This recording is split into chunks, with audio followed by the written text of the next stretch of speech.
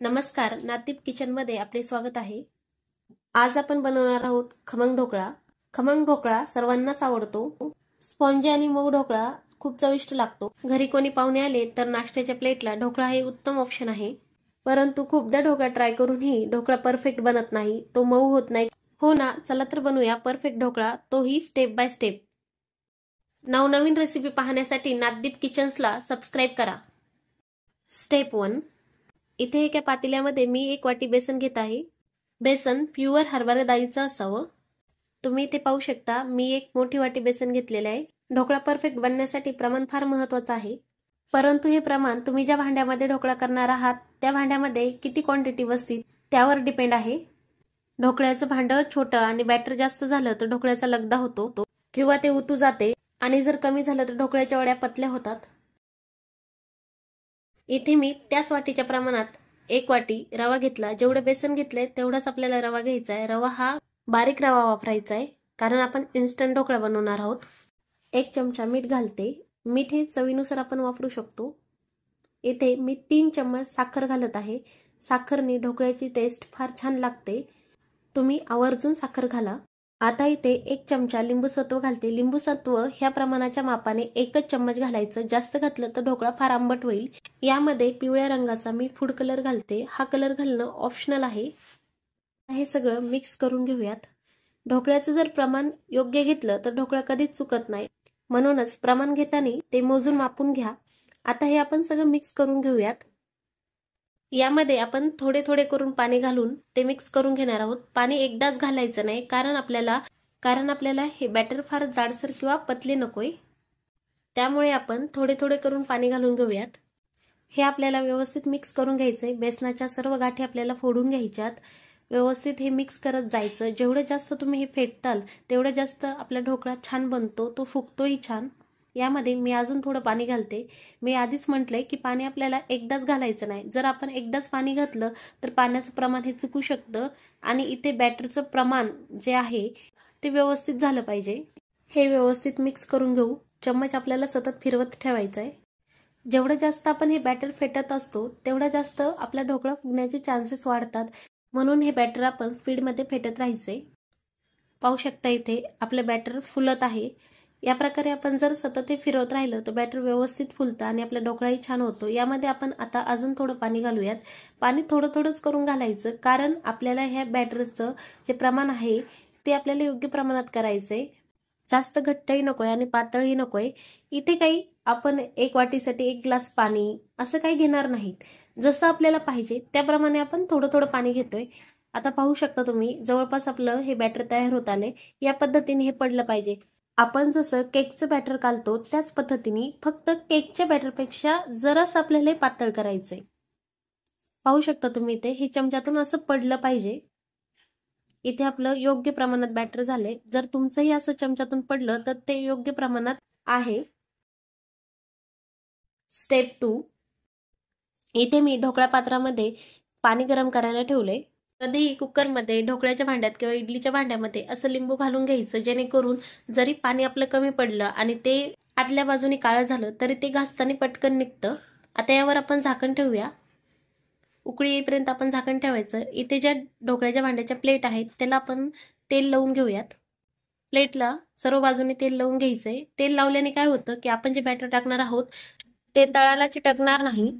इथे तुम्ही बटर पेपरचा वापर केला तरी चालतो, पण घरात नेहमीच बटर पेपर असतो असंही नाही ना, त्यामुळे आपण इथे तेलच लावून घेऊया। दुसऱ्या प्लेटला पण आपण तेल लावून घेऊया। इथे पाहूयात पाण्याला उकळी फुटलीये। यामध्ये आता आपण ढोकळ्याचं बॅटर घालणार आहोत, पण आधी आपण जे मिक्स केलं होतं ते डायरेक्ट घालायचं नाही। इथे 1 चमच्यामध्ये आपण तेल घ्यायचंय आणि त्यामध्ये 1 पुडी विनो घालायची।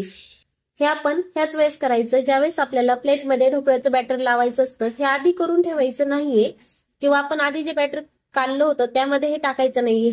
ज्यावेळेस आपल्याला ढोकळा हा ढोकळ्याच्या भांड्यामध्ये लावायचा त्याच वेळेस हे टाकायचं, आणि आपण हे एकाच साईडने फेटायचं।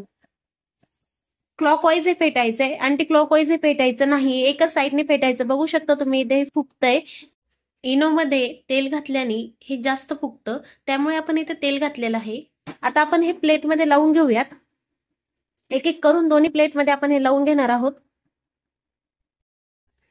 भांड्यात डायरेक्ट प्लेट ठेवूनही तुम्ही तिथे हे लावू शकता. ढोकळा परफेक्ट होण्यासाठी महत्वाची टिप्स म्हणजे ज्यावेळेस आपल्याला हे प्लेटमध्ये भांड्यामध्ये लावायचे त्याच वेळेस आपण इथे इनो घालायचा आहे. आधी आपण इनो घालायचा नाही. आता यावर आपण झाकण ठेवूया. जर या पद्धतीने आपण फॉलो केलं तर ढोकळा आपला परफेक्ट बनतो. एक 10 ते 15 मिनिटं आपण हे झाकण ठेवून परत चेक करून बघायचं. आता या भांड्याच्या झाकणावर आपण कढई ठेवत आहोत. मी इथे जाड कढई ठेवली आहे. तुम्ही कुठलीही जाड वस्तू ठेवू शकता. जर तशी वस्तू नसेल तर तुम्ही हातात कपडा धरून हे दाबून धरू शकता, जेणेकरून त्यातली वाफ बाहेर पास होणार नाही. आता आपण हे काढून बघूया. पाहू शकता तुम्ही आपला ढोकळा फुगलाय. यामध्ये मी चाकूच्या साह्याने हे चेक करून बघते. हवे आपला ढोकळा व्यवस्थित झालाय का. इथे सुरीला हा ढोकळा चिटकत नाही, याचा अर्थ हा ढोकळा झाला. जर तुमचा चिटकत असेल तर आणखीन 5 मिनिटं हे ठेवून पुन्हा एकदा चेक करून बघा. आता आपण ह्या प्लेट काढून घेऊयात. स्टेप 3. आता आपण ढोकळ्यावर तडका देण्यासाठी एका कढईमध्ये तेल गरम केले. त्यामध्ये आपण मोहरी घालत आहोत. जिरे घालते.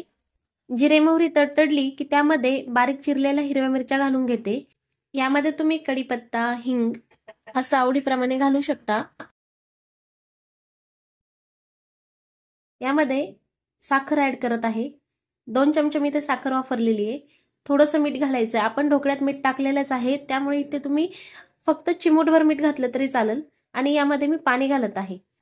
पाणी घालून ही फोडणी तयार केली तर ती ढोकळ्यामध्ये आतपर्यंत मुरते आणि ढोकळा ओलसर असा होतो. प्लेटमधला हा ढोकळा आपण आधी थंड करून घेतलाय. हा थंड झाला की आपल्याला हव्या त्या शेपमध्ये आपण हा कापून घेऊ शकतो. मी चौकोनी शेपमध्ये हा कापून घेत आहे. पाहू शकता तुम्ही एकदम मऊसूत आणि लुसलुसीत असा आपला ढोकळा झालेला आहे. दुसऱ्या प्लेटमधलाही कापून घेऊया.